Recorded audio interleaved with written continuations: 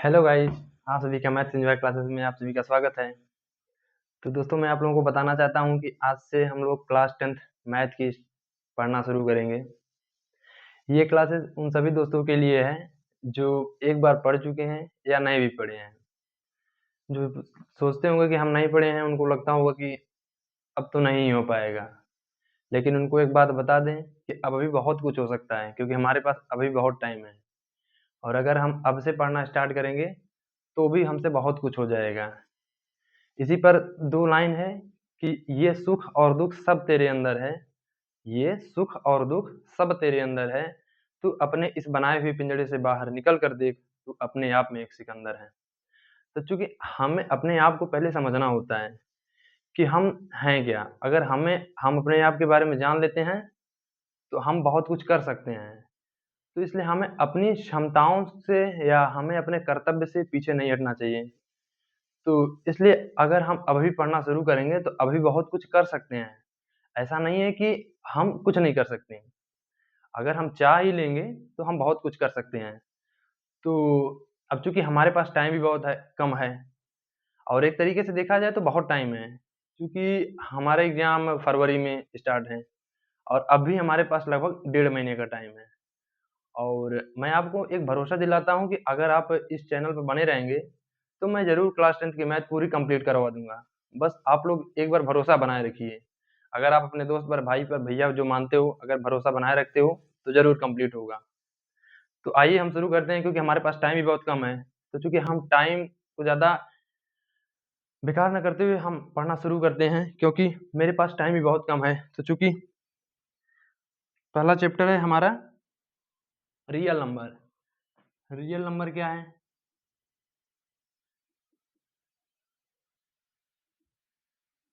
Real number. Real number कहते किसे हैं? रियल नंबर तुम हमारा जो है रेशनल नंबर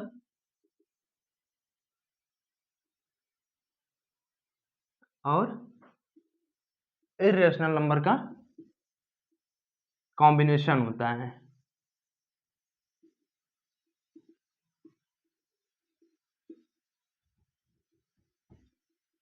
इर्रेशनल नंबर का कॉम्बिनेशन होता है। अब रेशनल नंबर कहते किसे हैं? रेशनल नंबर कहते उसे हैं जिसको हम we are represent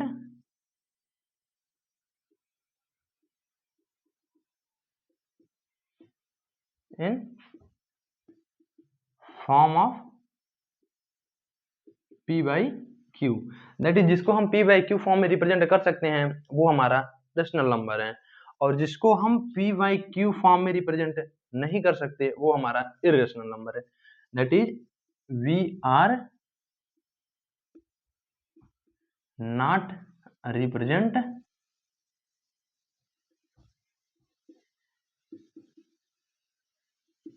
in form of p by q. अब चूंकि हम इसको पी बाई क्यू फॉर्म में रिप्रेजेंट कर सकते हैं, इसलिए इसमें क्यू नॉट इक्वल 0 होगा। अब चूंकि इसमें रिप्रेजेंट कर ही नहीं सकते, तो इससे हमें मतलब ही नहीं है। और तीसरी बात ये ध्यान रखना है कि चूंकि हम इसको रिप्रेजेंट कर ले रहे हैं, इसलिए हम इसमें जो देखेंगे, ये हमारा जो पी बाई क्यू की वैल्यू होगी, ये हमारा रिपीटिंग होगा।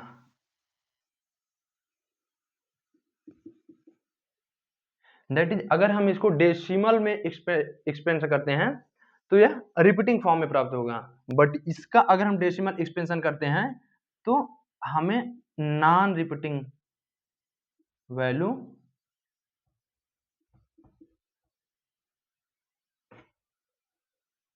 प्राप्त होगी। तो ये रहा हमारा रियल रेशनल नंबर और irrational number, that is real number.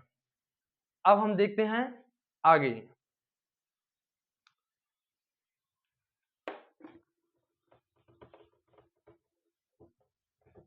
बस आप लोग ध्यान से पढ़ते रहिए, कंप्लीट करना सिलेबस मेरा काम है। बस आप लोग एक बार भरोसा बनाए रखिए, सिलेबस आपका कंप्लीट जरूर होगा। बस आप लोग समझते रहिए। अगर समझने में कोई प्रॉब्लम आती है तो बताइएगा जरूर, और अगर समझ में आता है तो कमेंट बॉक्स में जरूर बताइएगा कि हमें ये चीज़ समझ में आ गई है। अब हम आगे पढ़ते हैं अब चूंकि हमारे सिलेबस में कुछ थ्योरम भी हैं, तो थ्योरम देखा जाए तो कई थ्योरम होते हैं, लेकिन प्रेजेंट टाइम पे हमारे पास दो इंपॉर्टेंट थ्योरम हैं।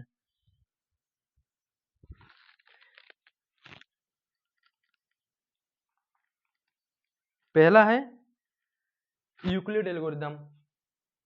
क्योंकि यूक्लिड एल्गोरिदम हम लोगों के सिलेबस से इस समय नहीं है, फिर भी हम एक बार जान लेते हैं कि होती क्या है Euclid algorithm.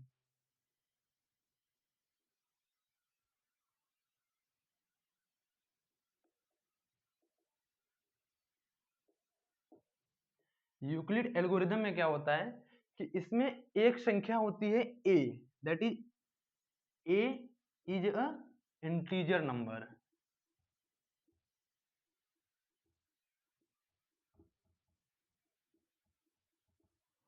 and this integer number is divided by p, where p is integer number, that is a is divides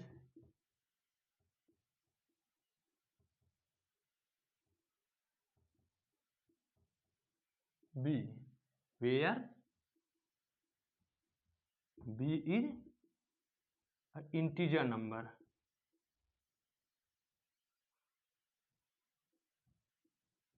where b is a integer number।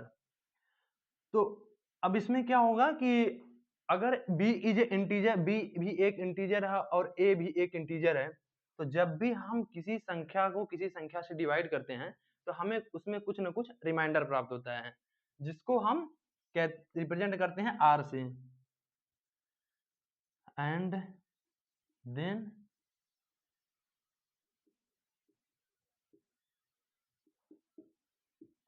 In this condition we obtain remainder r।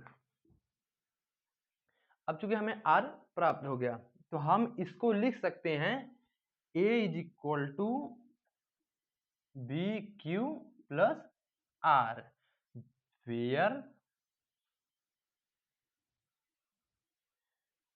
q is quotient, q is quotient।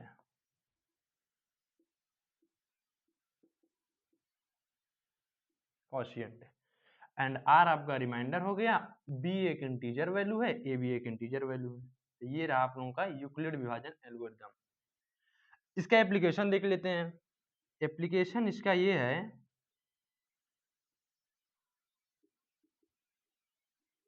इसका application ये है कि इसके द्वारा हम लोग HCF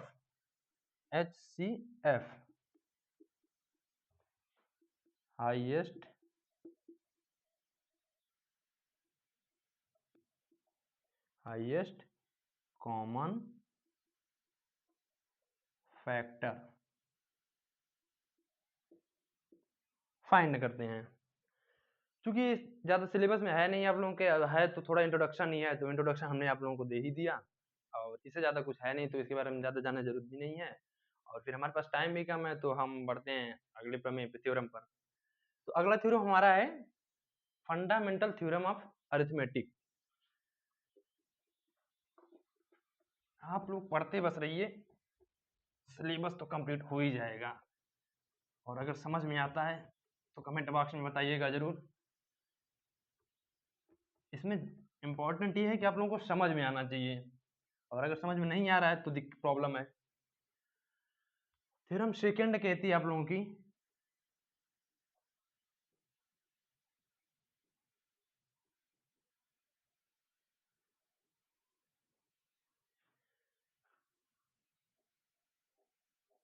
composite number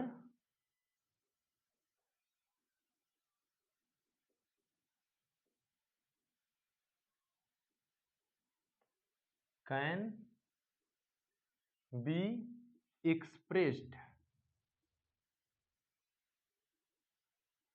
are factorised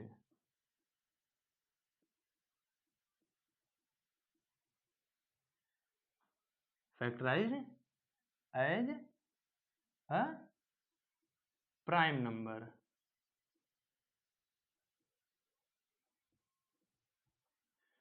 Where prime number is unique.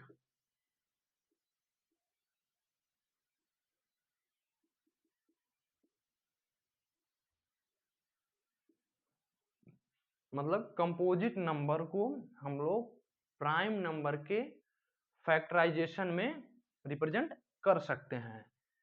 अब चूंकि इसका प्रूफ आप लोगों के सिलेबस में दिया है, बस थोड़ा इंट्रोडक्शन के रूप में दिया है, फिर हम इसका प्रूफ एक बार करा देते हैं। लेकिन वैसे आप लोगों से क्वेश्चन पूछा नहीं जाएगा कि आप लोग प्रूफ करिए, फिर भी एक बार हम लोग देख ही लेते हैं कि इसका प्रूफ है क्या। तो पहले हम प्रूफ करते हैं कि composite number can be expressed और factorised as a prime number. तो पहले हम ये प्रूफ करते हैं। इसमें हम अज्यूम कर लेते हैं, assume n is a prime number, या n is a integer, n is a integer हम लोग ले लेते हैं। assume n is a integer if, assume कर लिए। अब if n is a prime number,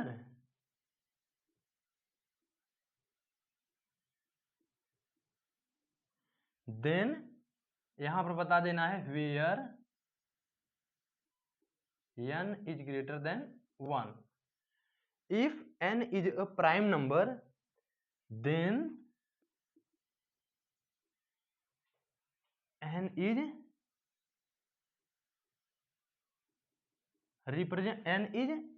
represent form of prime number, that is n पहले से ही फिर हमारा प्राइम नंबर में रिप्रेजेंट है, दैट इज 1 गुणे n, 1 multiplication n। But if अगर n प्राइम नंबर नहीं है तब के कंडीशन में, if n is not a prime number,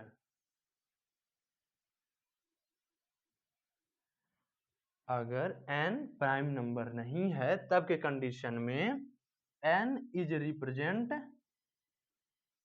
a into b, that is n अगर आप लोगों का कंपोजिट नंबर है तो हम उसको a और b के मल्टीप्लिकेशन के फॉर्म में रिप्रेजेंट कर सकते हैं या एक्सप्रेस कर सकते हैं। Now where,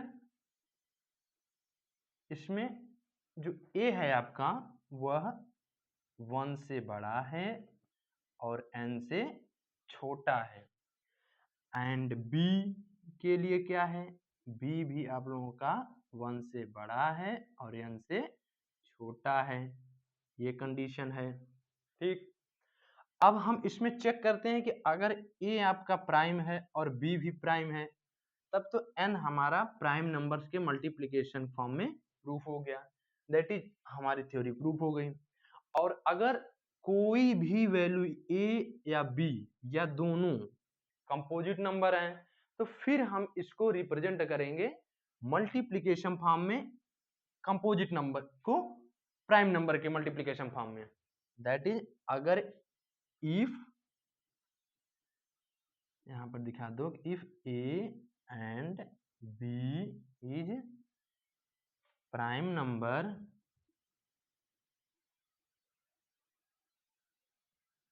if a and b is prime number, then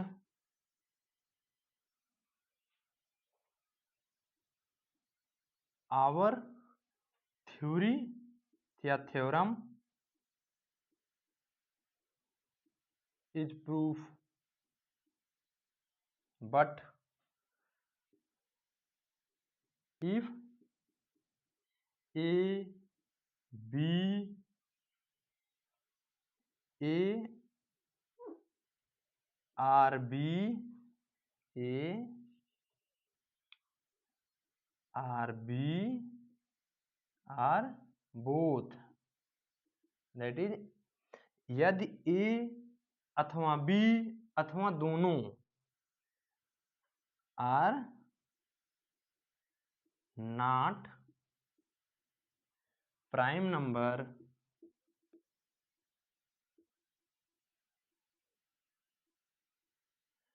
then in this condition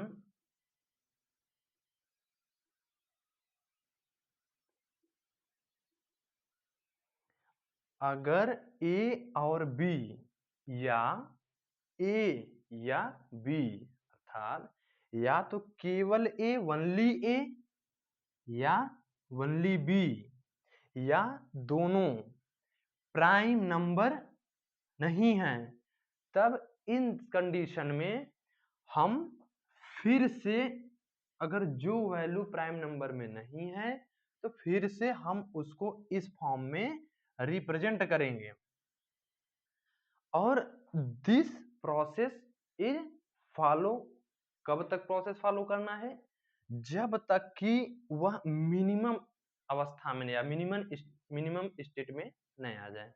that is in this condition that is in this condition, इस कंडीशन में हम देखते हैं कि हर इंटीजर की वैल्यू डिक्रीज होती जाती है और हमें देखते हैं कि जब डिक्रीज होती है तो यह जो प्रोसेस चल रहा है यह प्रोसेस इनफाइनाइट टर्म तक नहीं चलेगा, बल्कि यह प्रोसेस एक लिमिट टर्म तक चलेगा। तो इसमें क्या है कि बट अगर ये condition prime number, then in this condition again follow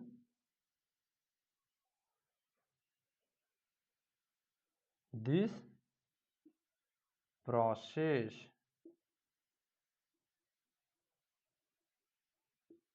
that is again we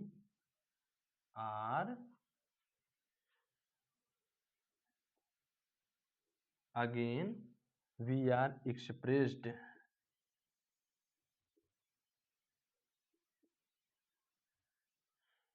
expressed in multiplication form,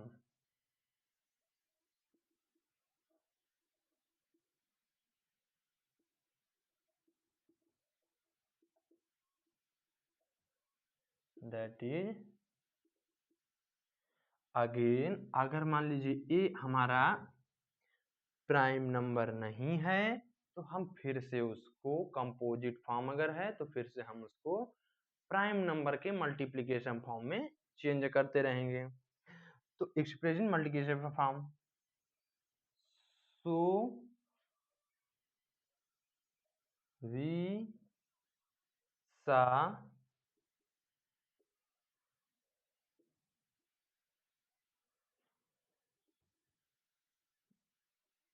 all state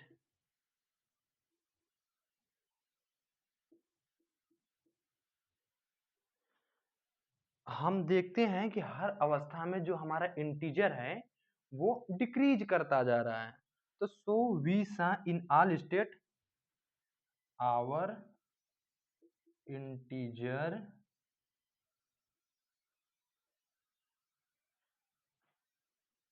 is decreased,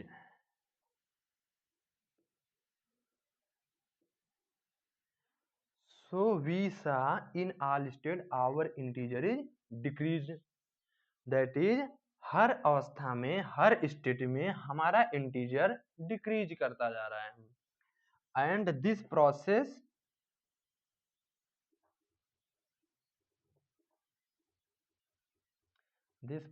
is limited,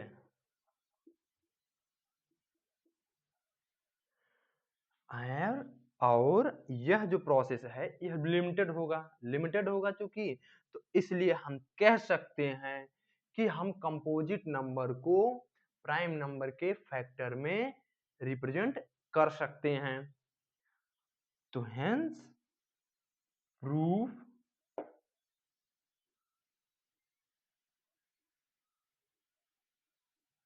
that we can be expressed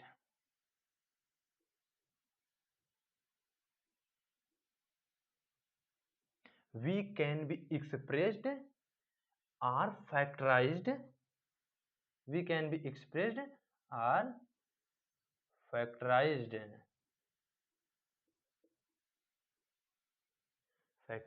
as a prime number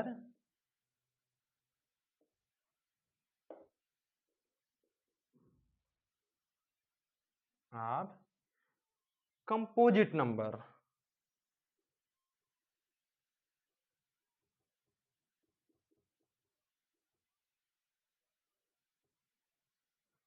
तो हमारा ये term proof हो गया। Proof कैसे हुआ? हम एक n integer value को अज्यूम कर लेते हैं जहां पर n जो है 1 से बड़ा होगा। हम देखते हैं कि अगर n हमारा प्राइम नंबर है तब तो वह पहले ही कंडीशन में ही 1 इंटू n दैट इज जो प्राइम नंबर हमारा होता है वह डिवाइड होता है या तो सेल्फ से या 1 से, अदरवाइज वो किसी भी संख्या से डिवाइड नहीं होता। तो चूंकि n अगर हमारा प्राइम नंबर है तो वह पहले से ही वह 1 गुणे n फॉर्म में रिप्रेजेंट है, और अगर n प्राइम नंबर नहीं है तो हम उसको a और b फॉर्म में रिप्रेजेंट करते हैं। अब देखते हैं कि जहां a हमारा 1 और n के बीच लाई करेगा और b हमारा 1 और n के बीच लाई करेगा। अब हम देखते हैं कि अगर a और b प्राइम है तब तो हमारा कंडीशन प्रूफ हो गया। क्यों? क्योंकि हमारा यह मल्टीप्लिकेशन फॉर्म में है किसके? प्राइम नंबर के, जो हमारा n इंटीजर है, जो कि हम यहाँ पर अज्यूम किए हैं कि n एक कंपोजिट नंबर दिख रहा है हमें, मान लो एक सिचुएशन। और अगर मान लो a और b प्राइम नंबर नहीं है तब के कंडीशन में, इस कंडीशन में हो सकता है कि a और b दोनों कंपोजिट हो या केवल a हो कंपोजिट नंबर या ओनली b कंपोजिट नंबर हो। तो इस कंडीशन में हम करेंगे क्या कि अगेन इसको हम फैक्टराइजेशन फॉर्म में रिप्रेजेंट करेंगे, दैट इज इसको हम अगेन प्राइम नंबर के फैक्टराइजेशन फॉर्म में रिप्रेजेंट करेंगे। और अगर a और b में से जो कंपोजिट नंबर होगा हम उसको फिर से जब हम प्राइम नंबर के फैक्टराइजेशन फॉर्म में रिप्रेजेंट करेंगे तो हम देखते हैं कि जो हमारा n वैल्यू है यह डिक्रीज होता जा रहा है, बट यह प्रोसेस एक लिमिट तक ही होती है, न कि अनलिमिटेड। तो चूंकि यह प्रोसेस एक लिमिट फॉर्म में ही जा रही है और अंत में क्या होता है कि वह एक प्राइम फैक्टर के मल्टीप्लिकेशन फॉर्म में रिप्रेजेंट हो जा रहा है, इसलिए हमारा प्रूफ हो जाता है कि ये composite number can be expressed or factorized as a prime number. अब हमें चेक करना, प्रूफ करना है कि प्राइम नंबर इज यूनिक। तो आप लोग वीडियो को पॉज कर लीजिएगा, पॉज करने के बाद आप लोग इसको देख लीजिएगा, समझ लीजिएगा, उतार लीजिएगा। अगर उतारना हो तो मैं तो कहूँगा कि आप लोग समझने पर फोकस करिए, और एक बार अगर आप लोग समझ गए तब तो आप लोग सॉल्व कर ही लेंगे। तो इस चक्कर में अगर आप लोग समझ गए हों तो कमेंट बॉक्स में ज़रूर बताइएगा, और अगर समझ गए हो तो एक बार लाइक बनता है, अगर लाइक कर देंगे तो हमें भी अच्छा लगेगा कि हाँ आप लोग समझ में आ रहा है। तो ठीक है, अब हम आगे देखते हैं prime number is unique, that is prime number unique है या नहीं। तो इसका प्रूफ देखने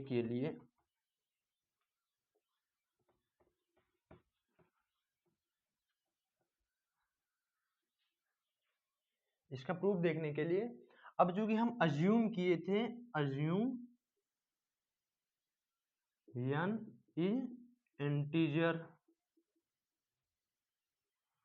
अगर हम n एक इंटीजर को अज्यूम कर लिए तो अब हम अज्यूम ये भी करते हैं कि n के दो प्राइम फैक्टराइजेशन है, दैट इज n बराबर p1 गुणे p2 गुणे p की, ये रहा हमारा इक्वेशन 1, और n बराबर q1 गुणे q2 गुणे qm। अब हम यहाँ देखते हैं कि जो P1, P2, Pk and Q1, Q2, Qm ये हमारे दोनों प्राइम नंबर्स हैं। That is where P1, P2, Pk and Q1, Q2, Qm are all prime numbers। दैट इज ये जो P1, P2, Pk, Q1, Q2, Qm ये हमारे क्या हैं? प्राइम नंबर्स ही हैं। अब हम देखते हैं कि इसमें हमारा जो P1 रिप्रेजेंट है, अगर यह फैक्टराइजेशन फॉर्म में है n का, तो जो P1 है वो n को जरूर डिवाइड करेगा। दैट इज ये हमारा स्टेप 1 हो गया, ये हमारा स्टेप 2। स्टेप 2 ये हो गया कि P1 इज डिवाइड, मतलब ये P1 इज मतलब n जो है हमारा डिवाइड हो जाएगा P1 से। That is P1 n is divisible by P1। और अगर n P1 से डिवाइड हो जा रहा है तो चूंकि ये Q1, Q2, Qm n का मल्टीप्लीकेशन फॉर्म ही है। फॉर एग्जाम्पल अगर हमारा जैसे 8 हो गया, 8 हमारा 2 गुणे 2 गुणे 2 है, और 8 हमारा मान लो मल्टीप्लीकेशन फॉर्म है 4 इंटू 2। तो अगर 8 2 से डिवाइड हो जाता है, और चूंकि 8 का ही ये जो मल्टीप्लीकेशन फॉर्म है 4 और 2, तो ये 4 और 2 का जो मल्टीप्लाई होगा और जो वैल्यू हमें प्राप्त होगा वो हमें 8 ही आएगा। वो ठीक है कि 8 ही आ रहा है, यहाँ तो हमें दिख रहा है। और मान लो अगर वैल्यू नहीं दिया है तो के कंडीशन में, चूंकि ये जो वैल्यू है और ये वैल्यू दोनों सेम है, तो चूंकि ये और ये दोनों सेम है तो इसके फैक्टराइजेशन कुछ भी हो सकते हैं। जैसे 2 इंटू 2 इंटू 2 हम प्राइम फैक्टर रिप्रेजेंट कर दिए हैं, और यहाँ मान लो 4 इंटू 2 किया है, फिर भी ये जो 2 है ये इन दोनों मल्टीप्लीकेशन के बाद जो वैल्यू ऑब्टेन होगी या प्राप्त होगी उसको 2 से जब हम डिवाइड करेंगे तो भी ये वैल्यू कट जाएगी या कैंसिल हो जाएगी या डिवाइड हो जाएगी। दैट इज 4 हमें प्राप्त हो जाएगा। तो वही यहाँ भी कहना चाह रहे हैं कि अगर n को हम रिप्रेजेंट कर सकते हैं Q1, Q2, Qm से, तो ये जो प्रोडक्ट है यह भी P1 से डिवाइड हो जाएगा। That is so Q1, Q2, Qm also divisible by P1। तो Q1, Q2, Qm भी P1 से डिवाइड हो जाएगा। अब हमारी एक प्रॉपर्टी होती है, प्रॉपर्टी ये कहती है कि हमारी प्रॉपर्टी एक होती है, प्रॉपर्टी ये कहती है कि इफ, प्रॉपर्टी ये कहती है कि अगर कोई वैल्यू P1 या कोई value A, B, C, X, Y, Z अगर वह डिवाइड करती है किसी एक संख्या, मान लो जैसे ये डिवाइड कर रही है multiplication of Q1, Q2, Qm, तो ये एक बात तो फिक्स है कि क्योंकि यह मल्टीप्लिकेशन फॉर्म ही है n का, तो यह बात तो फिक्स है कि ये जो P1 है वह इस मल्टीप्लिकेशन में एट लीस्ट किसी एक संख्या को जरूर डिवाइड करेगी। दैट इज कहना ये चाह रहा है कि if product is divisible by, मान लो यहाँ पर एक प्रॉपर्टी ये कहती है if product is divisible by P1, then at least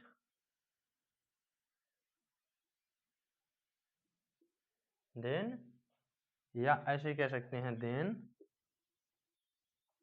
P1 is divide of at least one value, then P1 is divide of at least one value. So ये आप लोगों की प्रॉपर्टी हो गई. So P1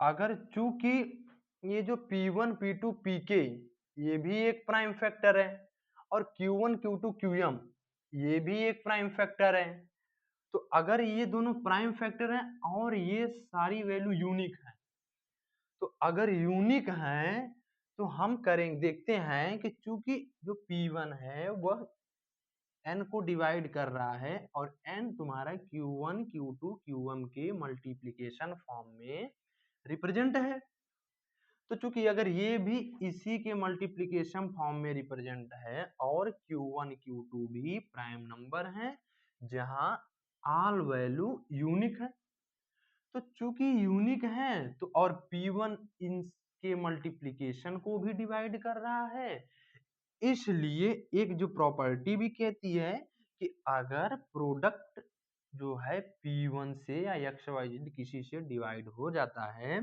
तो जो P1 है वह उस प्रोडक्ट में से किसी एक वैल्यू को एटलीस्ट वन वैल्यू को जरूर डिवाइड करेगा, that is P1 is equal to QI.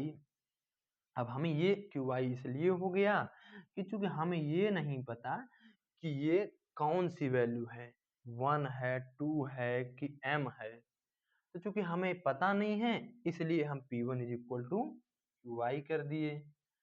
तो जब हम P1 is equal to QI कर दिए तो हम देखते हैं कि इसी तरीके से ढेर सारी वैल्यू इसमें से और इसमें से कॉमन हो जाएंगी, तो जो कॉमन वैल्यू होगी हम उसको क्या करेंगे, रिमूव कर देंगे. So in this condition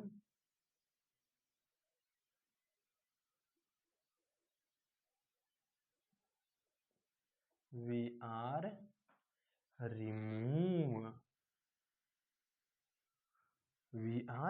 remove all common value, we are remove all common value and obtain. अब जो कॉमन वैल्यू है हम उसको क्या करेंगे, रिमूव कर देंगे. तो अगर रिमूव करते हैं तो हम पाते हैं कि हमें एक यूनिक प्राइम फैक्टर प्राप्त होता है जो कि दोनों में सेम है, और हम जब दोनों में सेम है तो अब चूंकि दोनों वैल्यू यूनिक भी हैं तो हम दोनों को कह देंगे कि दोनों इक्वल हैं, भले ऑर्डर अलग अलग हो. अगर ऑर्डर अलग अलग है, जैसे हम अगर 6 को 2 into 3 फॉर्म में लिखें या 3 into 2, क्योंकि ये भी यूनिक है, ये भी यूनिक है, ये भी यूनिक है, ये भी यूनिक है, तो ये भी सही है, ये भी सही है. तो हम देखते हैं कि जो कॉमन वैल्यू थी हम उसको रिमूव कर दिए हैं और जो अब बची वैल्यू है, शेष वैल्यू है, वो हमारे real value, that is real value in the sense कि जो हमारी यूनिक है अब वही वैल्यू बची है. तो so in this condition we are remove all common value and obtain unique value.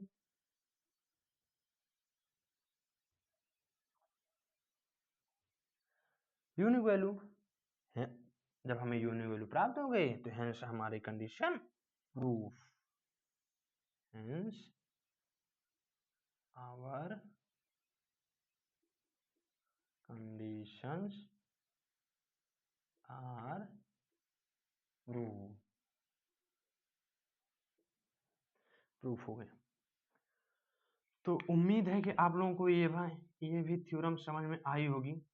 अब हम देखते हैं कि इसके उपयोग क्या हैं। आप लोग इसको पहले कोशिश किया करिए कि जब समझा रहे हो तो समझ लिया करिए। तो अगर समझ में आ गया हो तब आप लोग एक बार इसको वीडियो पॉज करिएगा और पॉज करने के बाद फिर से इसको उतार लीजिएगा। उतारने के बाद फिर आप लोग भी आगे बढ़िएगा और हम चलते हैं आगे तब से आप लोग के। अब जैसे इसका एक एग्जाम्पल देखते हैं। एग्जाम्पल क्या है? अब प्रूफ हमारा हो गया। अब इसका एक एग्जाम्पल क्या है? एग्जाम्पल जैसे हम इसका देख लेते हैं, प्राइम फैक्टर फॉर्म में कैसे रिप्रेजेंट करते हैं। जैसे मान लीजिए हम ले लिए 120।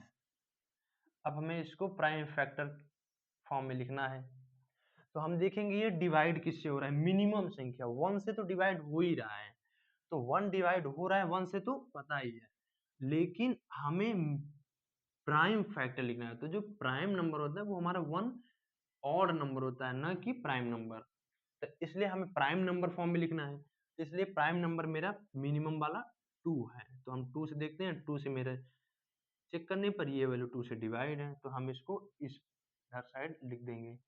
जब 2 से डिवाइड करते हैं तो कोशिएंट मेरा 60 आता है और रिमाइंडर 0 आता है। अब इसको देखते हैं किससे। अब ये तो चूंकि प्राइम है तो ये पड़ा रहेगा ज्यों का त्यों। अब फिर इसको देखते हैं, चूंकि ये कंपोजिट है, इसको देखते हैं। ये फिर से हमारा, हम हमेशा मिनिमम प्राइम नंबर मेरा मिनिमम, प्राइम नंबर हमारा मिनिमम है 2, 3, 5, 7, इसी तरीके से चला जाता है। प्राइम नंबर उसे कहते हैं जो या तो खुद से या तो 1 से डिवाइड हो और किसी भी संख्या से डिवाइड ना हो, उसको प्राइम नंबर कहते हैं। तो हम 2 से चेक करते हैं क्या 2 से डिवाइड हो रहा है, तो हाँ 2 से डिवाइड हो रहा है, आ जाएगा 30। फिर हम इसको चेक करते हैं क्या 2 से डिवाइड हो रहा है, तो हाँ 2 से डिवाइड हो रहा है, तो यहाँ पर आ जाएगा 15। अब क्या 2 से डिवाइड हो रहा है? नहीं। अब किससे डिवाइड हो रहा है? 3 से। 3 से देखते हैं तो क्वोशिएंट आ गया 5। अब 5 देखते हैं, 5 डिवाइड किससे होगा?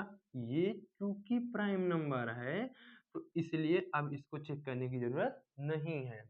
अब इसको हम फैक्टराइजेशन फॉर्म में कैसे लिखेंगे? ये जो हमारा है इसको लिखो, फिर इधर लेफ्ट साइड वाले को उतार लेना है मल्टीप्लिकेशन फॉर्म, फिर इसको। और चूंकि लास्ट वाला जो वैल्यू होती है वो दोनों फैक्टराइज होते हैं किसमें? प्राइम में, तो इसलिए हम इसको भी लिख लेंगे।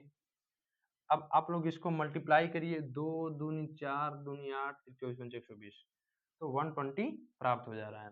दैट इज मेरा ये सही है। ये आप लोगों का एक एग्जाम्पल हो गया। अब हम इसका समझते हैं एप्लीकेशन। इसका एप्लीकेशन 2 है। वैसे तो मेनी एप्लीकेशन होते हैं, खैर 2 इंपॉर्टेंट एप्लीकेशन हम लोगों के सिलेबस में है। एक तो है, पहला एप्लीकेशन है use proof irrationality.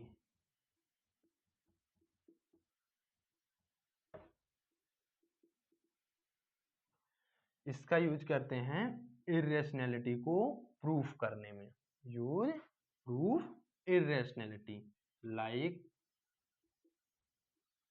√2, √3, √5 etc।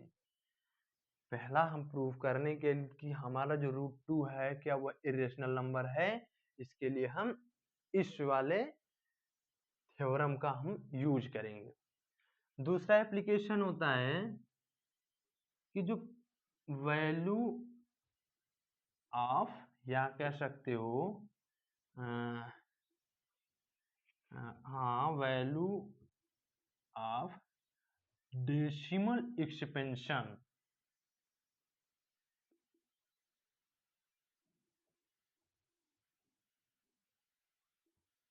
Decimal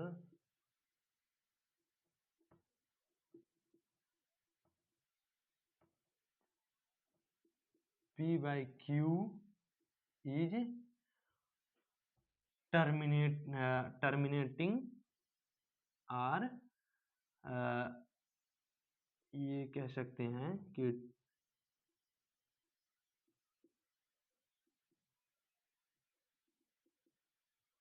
terminating or non terminating recurring,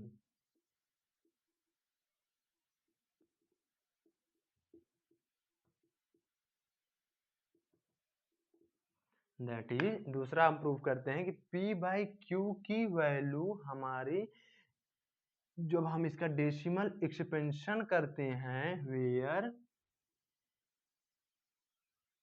Q not equal 0, तो P/Q का जब हम डेसिमल एक्सपेंशन करते हैं तो ये हम चेक करते हैं इसका यूज करके कि इसकी वैल्यू आगे जाके एक स्थान पर लिमिट हो जा रही है या वही संख्या हमें बार बार हमें प्राप्त हो रही है, रिपीट कर रही है।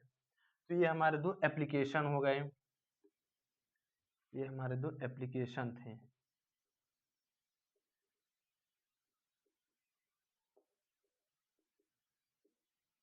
इन दो एप्लीकेशन को आप लोग देख लीजिए। सिर्फ आप लोगों से दो एप्लीकेशन है तो मतलब हमें चूंकि पता होना चाहिए, हमारे सिलेबस में है तो हमें पता होना चाहिए। क्या पता अगर पूछ भी ले तो हमें अगर शॉर्ट आंसर में तो हम बता सकें, चूंकि कि हाँ है, हाँ ये चीज हमें पता है। अब हम आगे इसका एग्जाम्पल देखते हैं, इसका यूज देखते हैं, इस थ्योरम का यूज देखते हैं।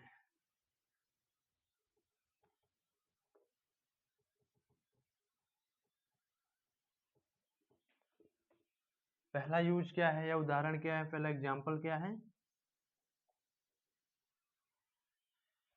हमें 4 की पावर n पर विचार करना है कि n की क्या कोई वैल्यू एग्जिस्ट करती है जिसके लिए 4 की पावर n का जो वैल्यू है वह 0 पर एंड हो। दैट इज जो हमें वैल्यू प्राप्त हुई, इसकी जो वैल्यू है वो 0 पर समाप्त हो, ऐसी हमें n की कोई वैल्यू विचार करनी है। क्या ऐसी कोई n की वैल्यू एग्जिस्ट करती है जिसके लिए 4 की पावर n का जो वैल्यू है वो 0 पर समाप्त होती है? इस पर हमें सोचना है कि क्या हमें n की कोई ऐसी वैल्यू प्राप्त है। तो हम इसका सॉल्यूशन देखते हैं। इसका सॉल्यूशन क्या कहता है, सॉल्यूशन ये कहता है कि इफ अगर 4 की पावर n की वैल्यू 0 पर समाप्त हो रही है तो इसका मतलब ये हुआ कि इसका जब हम प्राइम फैक्टराइज करेंगे या फैक्टराइजेशन करेंगे इसका, तो इसके फैक्टर में 5 जरूर इंक्लूड होगा, और अगर 5 इंक्लूड होगा तभी इसकी वैल्यू 0 पर समाप्त होगी, अदरवाइज इसकी वैल्यू 0 पर समाप्त नहीं होगी।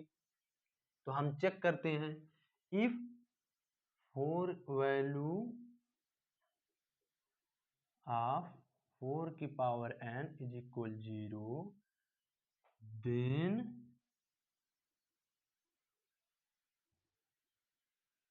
n is divide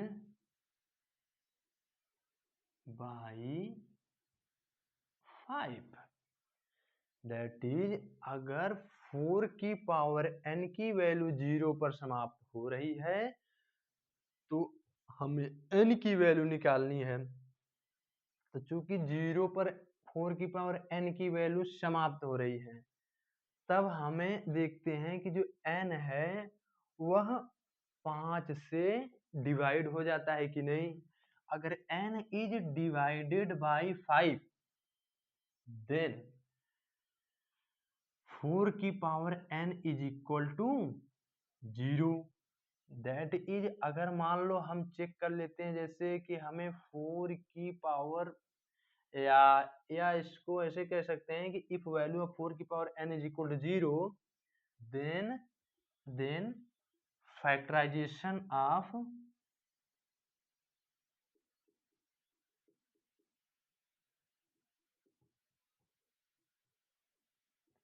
factorisation of 4 की पावर n जो है, इसमें हमारा जब हम इसका प्राइम फैक्टराइजेशन करेंगे, फैक्टराइजेशन ऑफ 4 की power n is equal to 2 into 2 की पावर n बराबर हो जाएगा 2 की पावर 2n, 2 की पावर 2n हो गया।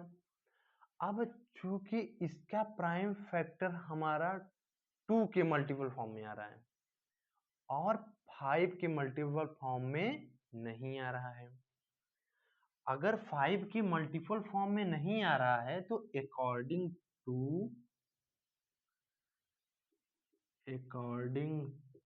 To fundamental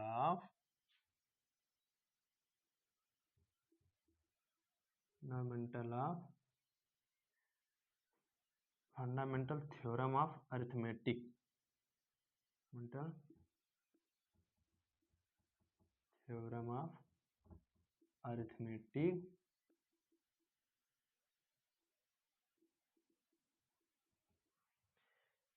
according to fundamental theorem of arithmetic, this theorem guarantee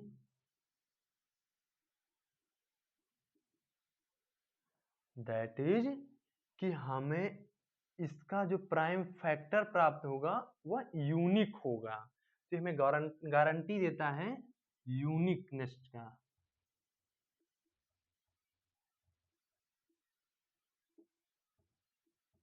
अगर हमें ये यूनिकनेस का गारंटी देता है तो हम देखते हैं कि इसका प्राइम फैक्टर में ओनली 2 आ रहा है, तो इसलिए इसमें जो यूनिकनेस के अगर हम यूज करते हैं according to fundamental theorem of arithmetic से, तो हमें ओनली 2 ही इसमें फैक्टराइजेशन फॉर्म में प्राप्त होगा, न कि 5। सिंस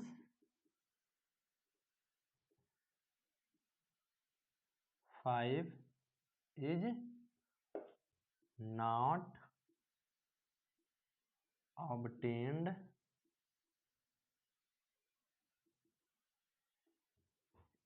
in factorization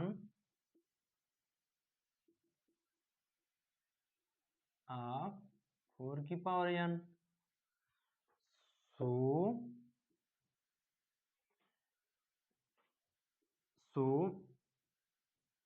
n मतलब n is not any, n is not possible any integer value, not possible any integer value for value of 4 की power n is equal to 0। That is अगर हमें इसके फैक्टराइजेशन में हमें 5 प्राप्त नहीं हो रहा है तो 4n की ऐसी कोई भी वैल्यू पॉसिबल नहीं है जिसके लिए 4 की पावर n इज इक्वल 0 हो जाए। दूसरा एग्जांपल क्या है,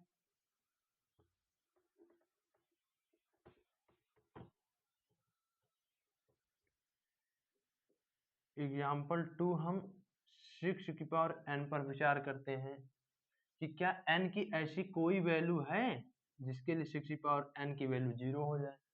तो अगर हमें ये देखना हो गया तो हमेशा सोल्यूशन देखते हैं कि क्या इसके प्राइम फैक्टर में क्या 5 अवेलेबल है। हम चेक कर लेते हैं इसका prime factor. Prime factor of 6 की power n is equal to 2 into 3 की पावर n, 2 की पावर n गुणे 3 की पावर n। तो so we saw 5 is not available in prime factor of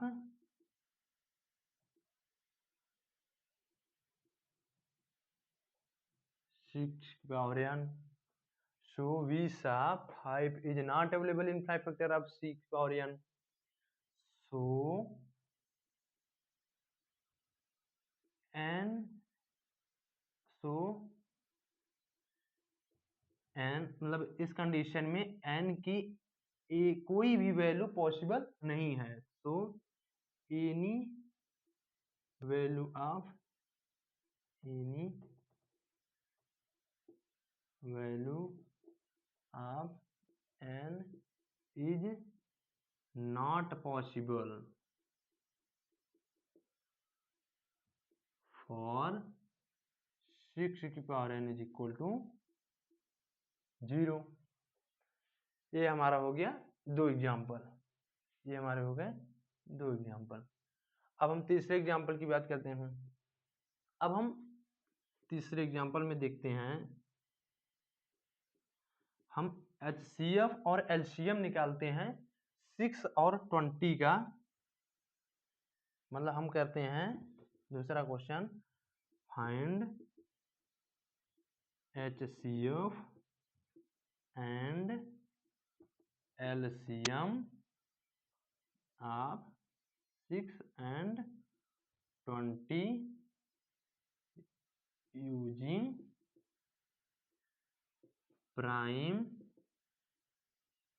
factorization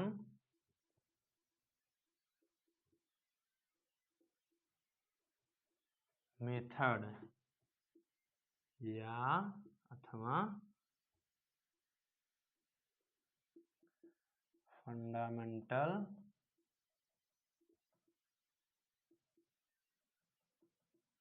theorem of arithmetic. इसका solution देखते हैं हम। 6 को हम प्राइम फैक्टराइजेशन फॉर्म में अगर हम लिखते हैं तो 2 इंटू 3, और अगर हम 20 को प्राइम फैक्टराइजेशन फॉर्म में लिखते हैं तो 2 इंटू 2 इंटू 5, ये हमें प्राप्त हो गया। अगर हम इसी को देखें आगे तो 2 की पावर 1 गुणे 3 की पावर 1, और अगर हम 20 का देखें तो 2 की पावर 2 गुणे 5 की पावर 1। तो जब भी हम HCF निकालने बैठेंगे 6 और 20 का, तो हम इसमें चेक करेंगे कि इन जो हमें इंटीजर या नंबर दिए हुए हैं उसका जो प्राइम फैक्टर है उसमें देखेंगे कि उसमें जो उसका प्राइम फैक्टर उसमें मिनिमम पावर वाला और जो दोनों में कॉमन हो उसको हम चूज कर लेंगे। तो हम इसमें देखते हैं कि मिनिमम पावर 2 की पावर 1 और 3 की पावर 1, बट 3 की पावर 1 कॉमन नहीं है, लेकिन 2 की पावर 1 2 की पावर 1 कॉमन है, तो इसलिए इसका HCF हो जाएगा 2 की पावर 1 बराबर 2। और LCM हमारा हो जाएगा 6, 20 का। LCM निकालने के लिए हम हाईएस्ट जो देखते हैं हाईएस्ट पावर का एंड जो हाईएस्ट पावर का और जो हाईएस्ट मल्टीप्लिकेशन फॉर्म में रिप्रेजेंट हो। जैसे 20 है, 20 में हम देखते हैं कि हमारा हाईएस्ट पावर ये है 2 की पावर 2, इसमें 1 है तो हम 2 की पावर 2 ले लेंगे, और इसमें 5 की पावर 1 है तो हम 5 की पावर 1 ले लेंगे। अब उसके बाद अब चूंकि 3 को भी लेना पड़ेगा, क्यों? क्योंकि हम इसमें हाईएस्ट पावर वाला लेंगे, बट जो कॉमन नहीं है उसको भी इसमें हम मल्टीप्लाई करेंगे। तो जैसे इन दोनों में कॉमन 2 की पावर 1 था तो हमने 2 की पावर 1 न देख के मैक्सिमम पावर लिया तो 2 की पावर 2 हो गया। और एलसीएम में और चूंकि 3 की पावर 1 है तो 3 की पावर 1 भी हम दोनों में नहीं है तो हम इसको ले लेंगे। दैट इज जैसे जब हम HCF निकालने बैठते हैं तो हम इसमें देखते हैं कि कॉमन क्या क्या चीज है। जैसे यहाँ देखिए कॉमन क्या क्या इसमें, ये दो कॉमन है तो इन दोनों में से किसी एक को लिख लेंगे। दैट इज मान लो हम इसका फिर देख रहे हैं LCM निकालने के लिए तो किसी एक को लिख लिए। अब इसमें देख रहे हैं 2 यहाँ पर है बट यहाँ पर नहीं है तो भी हम यहाँ लिख लेंगे। अब इसमें देख रहे हैं 3 यहाँ पर है 5 यहाँ पर है, इन दोनों में कोई कॉमन नहीं है तो हम दोनों को लिख लेंगे। दैट इज 2 दूनी 4 3 12 पंचे 60, हमारा 60 एलसीएम हो जाएगा। ये हमारा आंसर हो गया। अब हम इससे एक कंक्लूजन निकालते हैं। कंक्लूजन ये है हमारा कि HCF of A, B into LCM of A, B is equal to A into B। ये हमारा एक कंक्लूजन आ गया। But this formula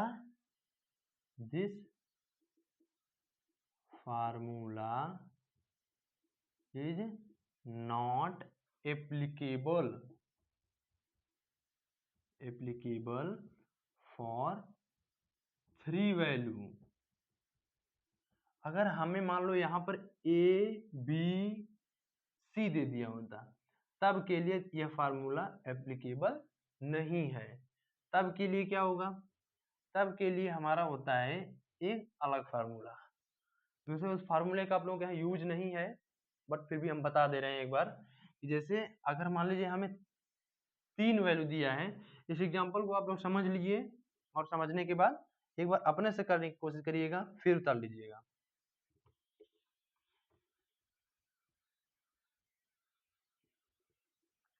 three formula के लिए क्या हो जाएगा? उसके लिए हम HCF of a b c, इसके लिए हम A into b into c. अब यहाँ पर अगर HCF पूछे तो हमें LCM लिख देना है। यहाँ पर LCM of a b c divide by HCF है तो हमें LCM ही लिखना है, बट अब यहाँ पर 2 का हमें लेना है पेयर में। LCM of B, C into LCM of C, A।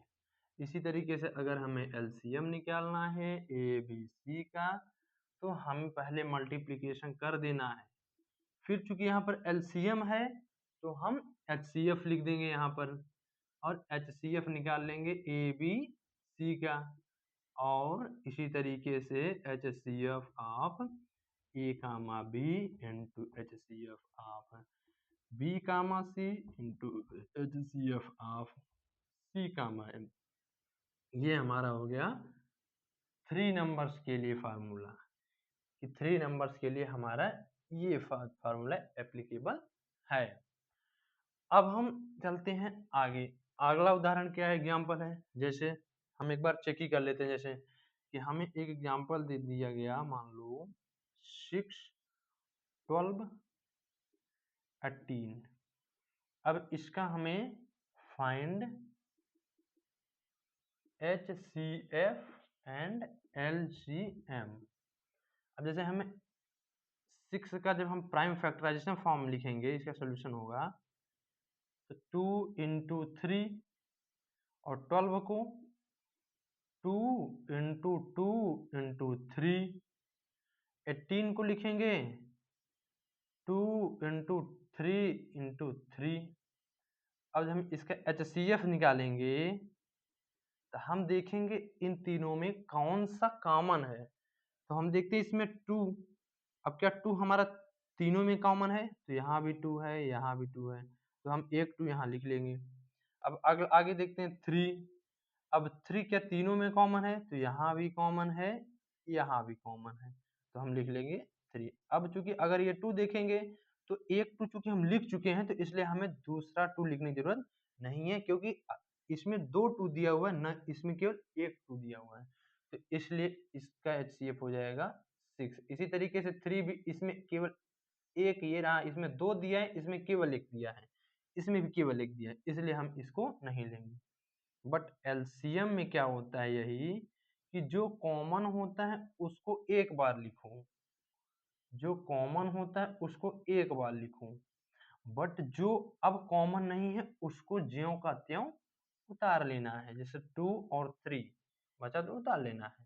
तो अब इसका मल्टीप्लिकेशन हो जाएगा 2 तिहाई 6 दूनी 12 तिहाई 36। ये हमारा हो गया HCF और LCM। अब हम HCF इंटू LCM अगर इसमें लगा के चेक करेंगे फार्मूला में तो एप्लीकेबल नहीं होगा। जैसे आप लोगों को अगर भरोसा नहीं है तो आप लोग एक बार लगा के चेक कर लीजिएगा क्या ये फार्मूला सही है या गलत। अब हम लोग चलते हैं आगे। आगे एक क्वेश्चन और देखते हैं, एक दो और देखते हैं, फिर आज की क्लास यहीं तक रखते हैं। अगला क्वेश्चन ये है कि मान लो आप लोगों को दे दिया कि एक्सप्लेन करिए प्लेन वाई, या एक्सप्लेन करो कि 7 into 6 into 5 plus 5 is composite number, या यहाँ कह सकते हो y 7 into 6 into 5 plus 5 is composite number. तो इसको प्रूफ करने का सबसे आसान है, खैर आप लोग तो पढ़ ही चुके हैं, फिर भी हम एक बार देख लेते हैं। जैसे 7 इंटू 6 इंटू 5 प्लस 5, इसमें 5 दोनों में कॉमन है, तो इसको 5 को हम लिख सकते हैं 7 इंटू 6 इंटू 5, इसको भी लिख सकते हैं इंटू 1, और इसको भी लिख सकते हैं 5 इंटू 1। अब चूंकि 5 यहाँ भी और यहाँ भी कॉमन है तो हम इसको बाहर ले लेंगे, तो यहाँ बचेगा मेरा 7 इंटू 6 इंटू 1 प्लस 1, तो ये हो जाएगा 5, यहाँ भी इंटू, ये इंटू, इसका मल्टीप्लिकेशन करेंगे तो ये 42 आ जाएगा और ये प्लस 1 हो जाएगा, और ये हमारा हो जाएगा 5 इंटू 43। अब चूंकि अगर ये हमारा प्राइम नंबर होता तो ये डिवाइड होगा या तो खुद से या इटसेल्फ, या तो 1 से, बट हम देख रहे हैं यहाँ पर यह संख्या हमारा जो है यह 5 और 43, 5 और 43 के मल्टीप्लिकेशन फॉर्म में हमें प्राप्त हो रही है। अगर हमें 5 और 43 के मल्टीप्लिकेशन फॉर्म में अगर हमें प्राप्त हो रही है तो यह तो हमें पता चल रहा है कि this value is composite number, so 7 and, या यहाँ पर लिख दो since this value is multiplication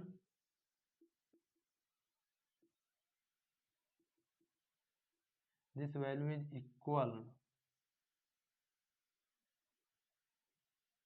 of multiplication of 5 and 43, so this value is composite number, composite number, ठीक है। अगर यह चूंकि 5 और 43 के मल्टीप्लिकेशन में हमें प्राप्त हो जा रही है इसलिए यह वैल्यू कंपोजिट नंबर हो जाएगी। अब हम एक क्वेश्चन और देख लेते हैं। अगला क्वेश्चन ये है कि एक सर्कुलर ग्राउंड है जिसमें Ravi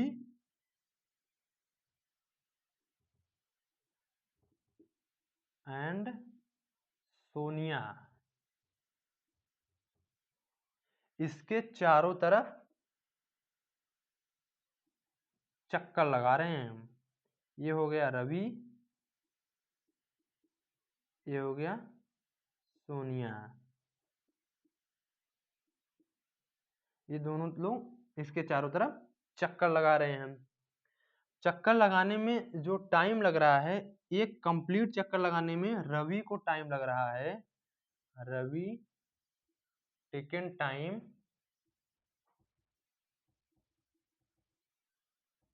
18 minute for complete round,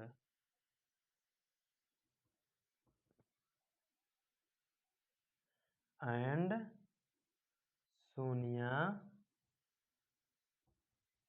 taken time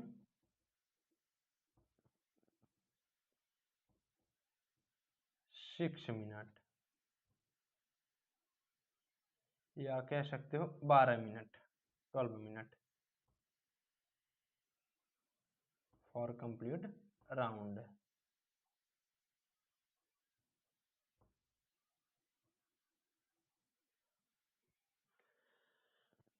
if अगर रवि और सोनिया एक ही स्थान से एक ही डायरेक्शन में चक्कर लगाना स्टार्ट करें तो ऐसा कौन सा टाइम आएगा जब दोनों एक साथ एक स्थान पर मिलेंगे, वो कौन सा समय होगा। इसके लिए हम इसका जो सॉल्यूशन होगा या इसके लिए जो हम क्या करेंगे कि 18 मिनट और 12 मिनट का एलसीएम ले लेंगे। दैट इज 18 का 18 का हम जब प्राइम फैक्टराइजेशन करेंगे तो 2 इंटू 3 एंड 12 का हो जाएगा 2 इंटू 3। अब हम इसका एलसीएम ले लेंगे, एलसीएम हो जाएगा। अब ये भी कॉमन है, ये भी कॉमन है, तो हम एक बार लिखेंगे। आगे देखते हैं, ये भी कॉमन है, ये भी कॉमन है, तो हम केवल एक बार लिखेंगे। अब ये दो इसमें कॉमन नहीं है तो भी लिख लेंगे, ये कॉमन नहीं है तो लिख लेंगे। दैट इज अगर जो कॉमन है तो उस दोनों में से किसी एक को उतारना है, और अगर जो कॉमन नहीं है तो उसको सेम ज्यों का त्यों उतार लेना है। अब मल्टीप्लाई करेंगे तो 36 मिनट,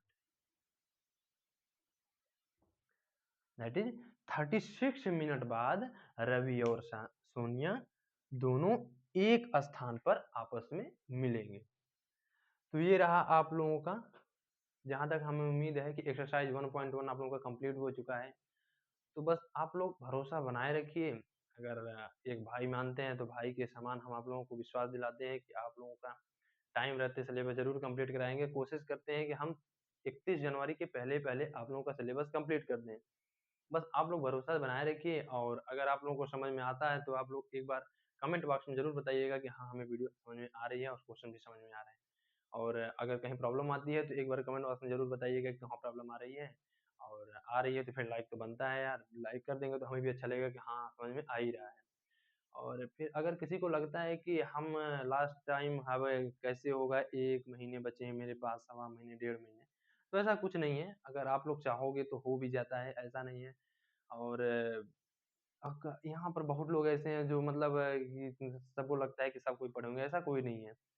अभी सब ऐसे कंडीशन में है कि बस पढ़े हैं, बट अब वो लोग भी अब सीरियस होंगे। तो अगर आप भी इस टाइम सीरियस हो जाते हैं तो आप लोग भी उनके इक्वल आ जाएंगे। तो इसलिए अगर बस हाँ, थोड़ा सा ये रहेगा कि आप लोगों को थोड़ा ज़्यादा टाइम देना पड़ेगा। तो चूंकि अगर अब हमें पढ़ने का टाइम भी आ गया है, अब हम बहुत खेल मस्ती कर ही लिए हैं, तो हम थोड़ा अगर पढ़ लेते हैं तो हमारा फ्यूचर भी सही हो जाता है। तो हमें अपना फ्यूचर भी तो थोड़ा देखना है। तो यहीं पर अपना अपनी बात वाणी को विराम देते हैं। जय हिंद।